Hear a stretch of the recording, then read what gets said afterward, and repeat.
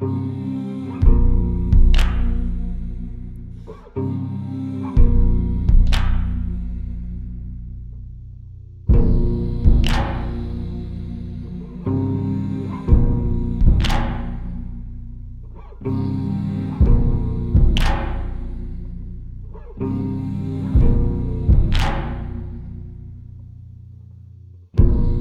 working on empty. Is that the kind of way to face the burning heat? I just think about my baby. I'm so full of love I could barely eat. There's nothing sweeter than my baby. I'd never want once from the cherry tree. 'Cause my baby's sweet as can be. She'd give me toothaches just from kissing me. Ajko Zakrajšek, lepo vas pozdravljam. Hvala, jaz tudi vas lepo pozdravljam. Hvala za povabilo. Z veseljem. In vam čestitam za vašo pesniško zbirko z naslovom Bila sem jezero. Ste njen izid praznovali? Ja, definitivno sem ga praznovala. V bistvu je najlepši spomin, ki ga imam od časa, ko je zbirka išla. Imela sem tudi izid v Ljubljani, v centru Tomaža Šalamuna, kar je bilo seveda zelo lepo in sem bila obdana samimi kolegi in družino in večletnimi podporniki, ampak najlepši spomin, ki ga imam na ta čas, je pa prav na dan, ko sem šla na JSKD iskat paket knjig in je bilo zelo lepo sonce v oktobru in sem se ustavila pri trafiki, ker mi je zmanjkalo tobaka in sem si mogla kupiti tobak in sem sedela potem pred trafiko in kadila cigareto in sem poklicala svojo dolgoletno mentorico Ano Dušo, da sem mi povedala, da pač pred mano ležijo moje knjige in to je še vedno eden izmed takih momentov, ko mislim, da jih ne bom nikoli uspela izbrisati. Ja, tako, lepo. Nekoliko mimo grede ta hip, ali bo lahko ta dogodek mogoče nekega dne postal košček, motivni drobec v vaši poeziji? Jaz mislim, da je možno za to. Meni se zdi, da način oziroma moje pisanje zelo temelji na temu, da tkem neko mrežo iz svojega vsakdana v svojo poezijo, ponekod zelo direktno, ponekod na tak način, da to zaznam samo jaz ali pa mogoče neki specifični ljudje v mojem življenju. Ampak se mi zdi, da je ta samonanašalnost tukaj lahko nekaj zelo zanimivega in močnega in definitivno je tudi meni pač ena izmed snovi za pisanje tudi pisanje samo in kaj doživljam ob njemu in se mi zdi, da je to, da je išla moja zbirka in da je to zdaj fizično med ljudmi in da to ljudje berejo in si delajo zaznamke in me o tem sprašujejo, nekaj, kar definitivno si zasluži nek prostor tudi na papirju, tako da, ja. Nekoliko ste že predstavili svojo poezijo, omenili ste tudi Ano Dušo, svojo mentorico in pesniško zbirko ste sklenili z zahvalami. Tukaj je vrsta zahval in me zanima najprej, kaj vam pomenijo te zahvale in potem, kakšna čustva vse še opisujete v svojo pesniško zbirko.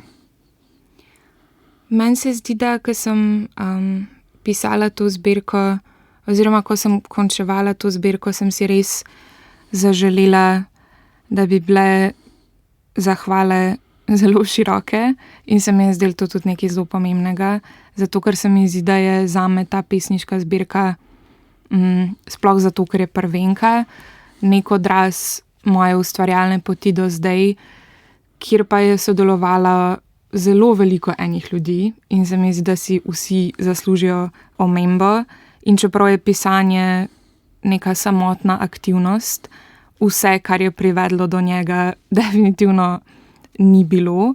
In se mi zdi, da tudi ena izmed mojih pesniških, eno izmed načelno, ki jih nosim v svojem pisanju, je to, da vseeno poskušam pisati za nekoga drugega. In to je lahko tudi nek pač jaz v drugi obliki, ampak to, da ko je težko, ko se izrazno loviš, ko ne veš, od kje bi črpal, da to nasloviš na nekoga drugega, se mi zdi, da je vedno nekaj, kar obogati pisanje, ga lahko tudi olajša. In moja poezija se mi zdi, da je izrazito ljubezenska na ta način, da jo pišem z namenom, da doseže zelo specifične ljudi, ki jih imamo v glavi. Tako da, ja, definitivno si vsi zaslužijo en velik hvala. Zelo kratka zastranitev, rad bi preveril nek svoj občutek. Občutek imam, da so bile zahvale v angleških knjigah lahko vedno zelo navzoče, tudi dolge zahvale. V slovenskih knjigah se pojavljajo v zadnjih letih. Imate mogoče občutek, da se je nekako spremenila ta naša senzibilnost, da jo spreminjate pravzaprav?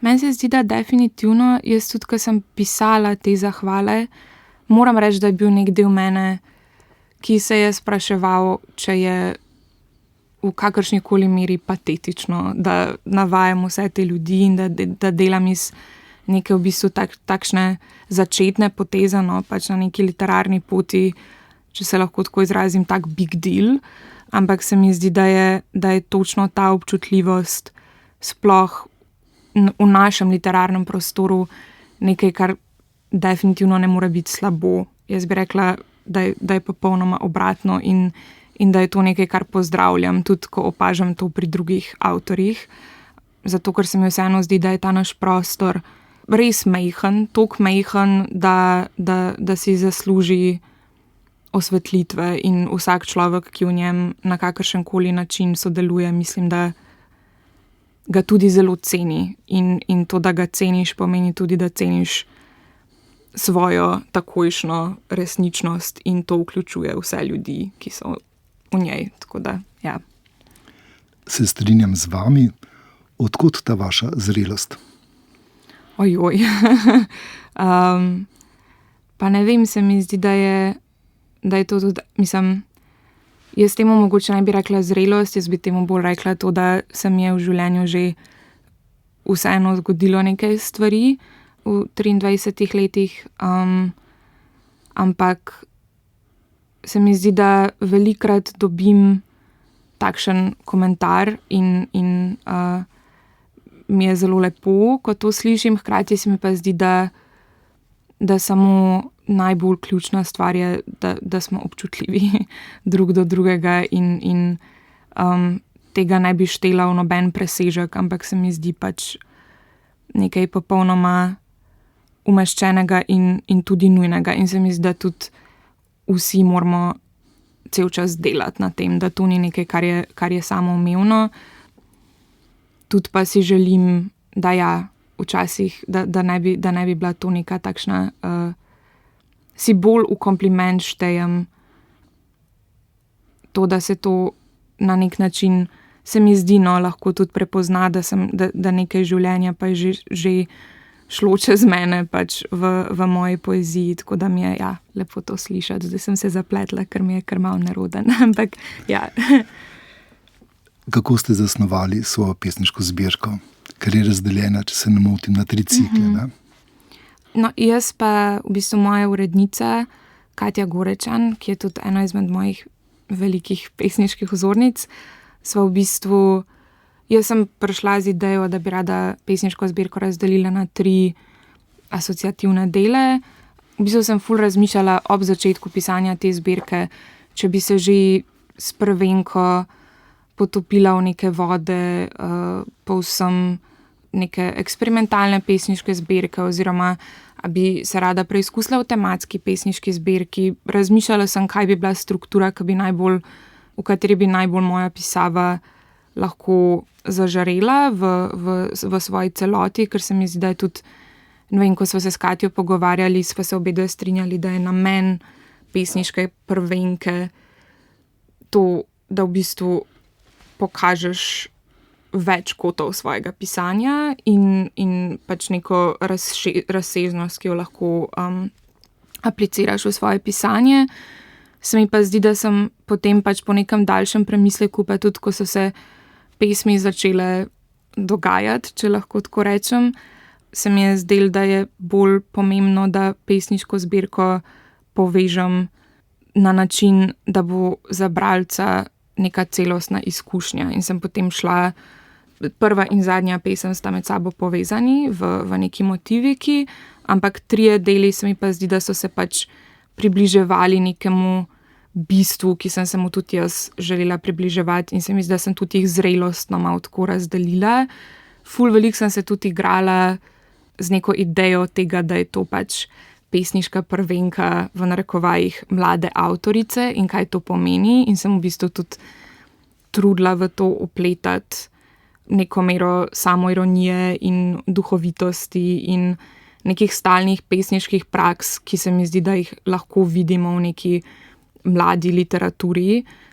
Če se lahko tako izrazim, pač tukaj to mislim slabšalno, ker se mi zdi, da tudi sama sem velikrat doživela neke očitke na podlagi tega, da pač ima mlada poezija neke stalne teme, ki jih izrablja, ampak se mi zdi, da je to nekaj zelo pomembnega, sploh se mi zdi, da za moje življenjsko obdobje je ta pesniška zbirka tudi neko predelovanje odraslosti, ki sem jo do zdaj dala čez, ampak prav pač kot asociativni sklopi, pa v bistvu je zbirka razdeljena na vdih, štej do 10 in izdihnam. To pa je zelo povezano s tem približevanjem oziroma oddaljevanjem, o katerem sem prej govorila, ki pa pač, če samo tako na hitro asociiramo, je to tudi lahko neka vaja oziroma dihalna in takšna za prizemljitev v primeru paničnega napada, ker tudi moja pesniška zbirka se dotika vprašanj mentalnega zdravja in povezave psihofizične. Tako da, ja, se mi zdi, da so potem tudi pesmi tako razdeljene, da se nekako atmosfera poveže z naslovom sklopa. To, kar ste dejali, zagotovo velja v veliki meri za veliko večino vaših pesmi, ampak v razdelku z naslovom Vdih sem našel pesem z naslovom Načinovni prislov. In ta pesem me je presenetila. Ker naenkrat se upravičujem, to ni pesem o vas, to je vaša pesem, ampak govorite o neki drugi tragični izkušnji. Ja, jaz sem zelo veliko v nastajanju te zbirke razmišljala o tem, in oziroma to je bil tudi moj namen, ki upam, da je prišel do neke mere skozi, da je pač neko intimistično doživljanje sveta izrazito povezano z geopolitičnimi, socialnimi, moralnimi okoliščinami človeka, ki ustvarja, ki piše. In čeprav mogoče nekih stvari nisem direktno poimenovala v sami zbirki, sem želela, da se točno ve, da je ta panika oziroma ta stiska, ki se poraja v bistvu vseh 3 sklopih pesniške zbirke, ni samo panika, ki pač jo lahko pripisujemo nekemu notranjemu dogajanju, ampak je zelo tesno povezana in valuje v resničnost oziroma je mogoče v njej vzrok in je potem to, kar se dogaja v moji lirski subjektini, samo posledica. In sem se igrala z idejo tega in se mi zdi, da je to tudi nekaj, kar je za mojo generacijo oziroma pač za vse, ki trenutno obstajamo v svetu in gledamo okoli sebe, nekaj, kar je zelo težko za sprocesirati, zato ker živimo v času zelo velike kognitivne disonance med tem, kaj mislimo, čutimo in med tem, kaj se dogaja v svetu okoli nas. Trenutno smo pač priča zelo hitremu postopku novih vojnih situacij in se mi zdi, da tudi čas pisanja moje zbirke je zelo, zelo zaznamoval genocid v Palestini in se mi zdi, da je vse moje doživljanje in življenja, ki sem ga do zdaj živela, ki je pač zelo privilegirano življenje, prineslo ful neke distance do tega, kako sploh doživljam poezijo oziroma kaj je sploh njen namen. Definitivno bi rada v svojem pisanju to še naprej naslavljala, se mi pa zdi, da sem se tako in tudi z urednico, se mi zdi, da sva obedve tukaj našli neko zanimivo noto in nisem se nikoli spustila na... zato, ker tudi moj izraz ni tako zelo direkten, ampak sem se v bistvu bolj igrala z nekimi niansami, tako nežnosti kot nekih čist pesniških raziskovanj, ampak sem v njih vse želela uplesti splošno paniko in splošno vzdušje tega, kako je biti človek trenutno. Bi pa rada v svojem pisanju v nadaljnje definitivno raziskovala politično poezijo, zato ker se mi zdi, da sploh ne gre drugače na tej točki. Tako da ja. Če spremljamo naprimer novice, ne? Eno krizno žarišče nadomesti prejšnjo krizno žarišče, ena vojna nadomesti prejšnjo vojno in potem pravzaprav nekako pozabljamo, da ljudje lahko tam, naprimer v Gazi, še danes trpijo zelo, zelo. In marsikdo se obrne stran. Zamiži, pozabi, najde neko razvedrilo, kakorkoli že. Vi se niste obrnili stran. In me zdaj nekako podobno kot prej ob vaši zrelosti zanima, zakaj se niste obrnili stran, zakaj ste o tem napisali pesem. Mislim, ponovno, meni se zdi, da pač to ni nekaj, kar si zasluži kakršnokoli hvalo oziroma se mi ne zdi to neka pač vrlina, se mi zdi to nekaj povsem vam samoumevno. Ja, normalnega. Ker meni ni, moram priznati, žal. Mislim, ne vem, se mi zdi, da jaz lahko razumem stisko ljudi tudi okoli mene, ki pač ne želijo brati teh stvari, ne želijo gledati teh stvari. To se mi zdi, da tudi jaz sem mogla na neki točki, zato ker jaz sem imela malo bolj, mislim, veliko tudi ljudi okoli mene, pač so imeli enak problem, da sem te stvari toliko aktivno spremljala, da sem padala za 3 ure v črno luknjo pač teh informacij, videov. Se mi zdi, da je tudi zelo bizarno, da mi pač živimo v času, kjer so tako zelo eksplicitne fotografije, videi, nekaj, kar je pač, se mi zdi, da tudi, ko se je ob začetku poročanja o genocidu v Gazi, so tudi stvari na mojih socialnih omrežjih še prišle z nekim opozorilom o pač grozoti, ki jo boš videl, če boš kliknil na to fotografijo ali video. Zdaj se mi zdi, da so vsa ta trigger opozorila pač že pase, zato ker smo že vsi toliko takšnih stvari in videli in delili in tako. Meni se zdi pač prvobitno, da se zavedamo, kaj se dogaja okoli nas, kaj se dogaja po svetu. Zdi se mi, da živimo v času, ki je, če se želiš informirati, ti je pač zelo na voljo. Definitivno to pomeni, da moraš biti pazljiv glede svojih virov, da se moraš sam odločiti in presoditi, kaj se ti zdi kot verodostojna informacija. Se mi pa zdi, da pač tukaj jaz res ne vidim, mislim, zdi se mi, da je to pač najmanj, kar lahko narediš. Res, najmanj, kar lahko narediš. Jaz definitivno nisem pristaš tega, da se med ljudi seje panika, nisem pristaš tega, tako kot sem prej rekla, pač jaz sem sama pri sebi opazila, da je to tudi na moje mentalno zdravje že vplivalo na načine, ki niso bili produktivni niti zame, niti za nikogar, o katerem sem brala. Se mi zdi, da je to, da se informiraš, najmanj. Če se pa informiraš z nekim namenom, da tudi ravnaš potem na nek način, da se družbeno aktiviraš, politično aktiviraš, je pa to še toliko bolje. Se mi pa zdi, da to pač zahteva, mislim, težko je to navigirati in se mi zdi, da je skoraj nemogoče. Jaz sama se zdaj v bistvu zelo distanciram od socialnih omrežij in pač imam neke določene kanale, preko katerih dobivam svoje novice, na način, da me to tudi psihično ne zaslepi, ampak da ohranjam zavest in hkrati čutim tudi, se mi zdi, da vse bolj v zadnjem času zelo veliko potrebo, da se tudi sama aktiviram. To pa se mi zdi, da lahko ima veliko enih oblik. Pač nekateri ljudje pišejo, nekateri ljudje protestirajo, nekateri ljudje poskušajo spremeniti zakonodajo, nekateri ljudje so člani politične stranke, ogromno nekih oblik je, ampak se mi zdi, da pač iz moje zelo privilegirane, bele, zahodnjaške pozicije si svet okoli mene zasluži, da ga vsaj pogledam. Tako. Ajko Zakrajšek, bi nam prosim prebrali to pesem. Načinovni prislov. Kako matere otrokom pišejo imena na ude, da se jih bo dalo identificirati. Kako filmar uniči klapo, da si lahko zakuri, prvič po tednu mraza.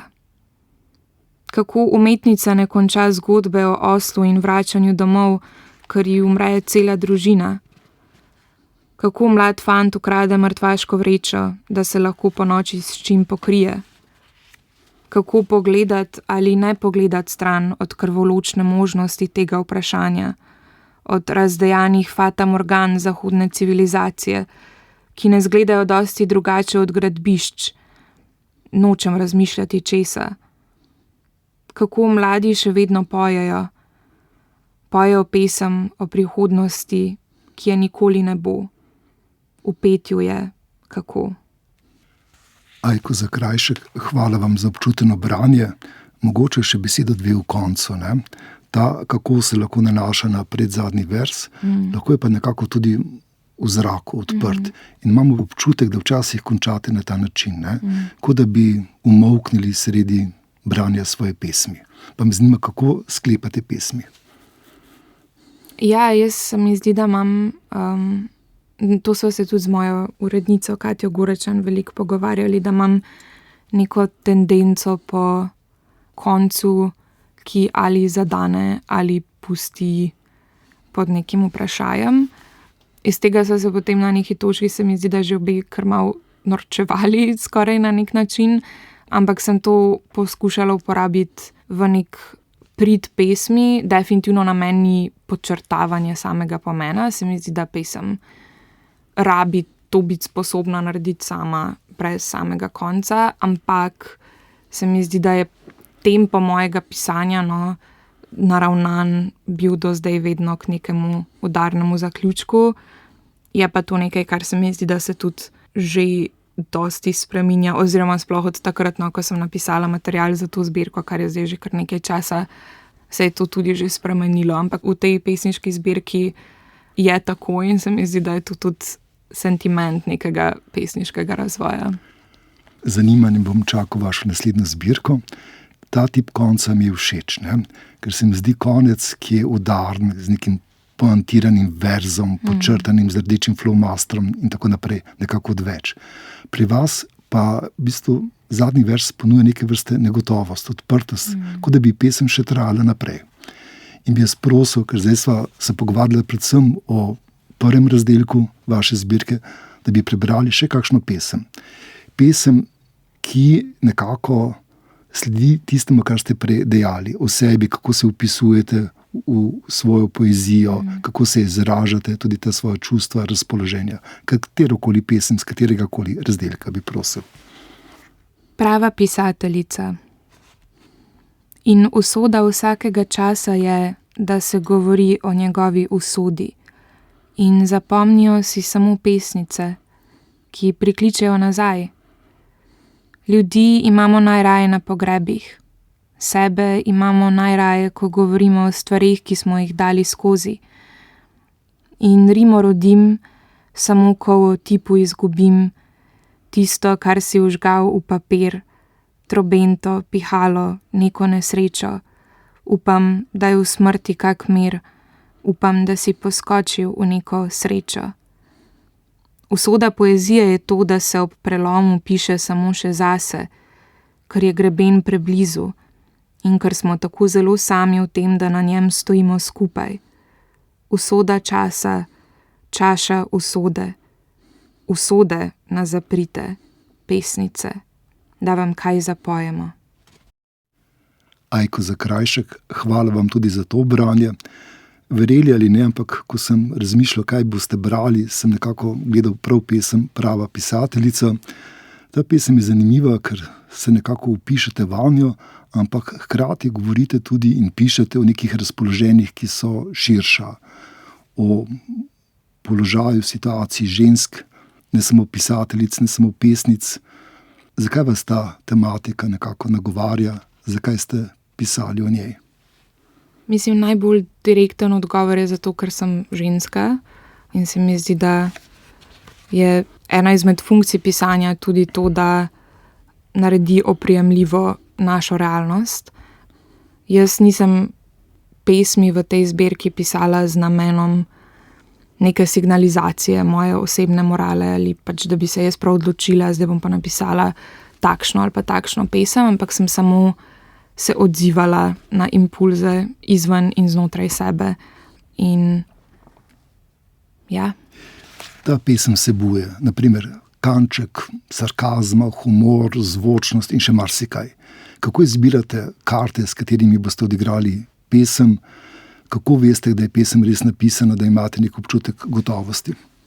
Meni se zdi, da je to tudi nek odnos s pesmijo samo, pa da ne bi zdaj tukaj delala neke mistike iz pisanja, ampak se mi zdi, da je pač odnos s poezijo, jaz bom rekla, kar s pesmijo, lahko nekaj zelo hvaležnega, lahko nekaj zelo nehvaležnega, ampak se mi zdi, da ti pesem sama da vedeti, ko je zaključena. In se mi zdi, da je to tudi nek občutek, ki je širši samo od mojega doživljanja, in se mi zdi, da sploh v izkušnji urednikovanja z mojo urednico Katjo Gorečan se mi je zgodilo to, da so v bistvu obe dve hkrati vedeli, da je pesem zaključena, in se mi zdi, da je to, ja, dober občutek. ja.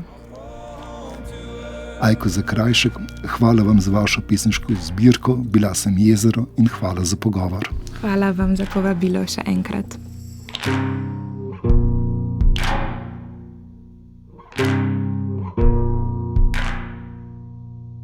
you.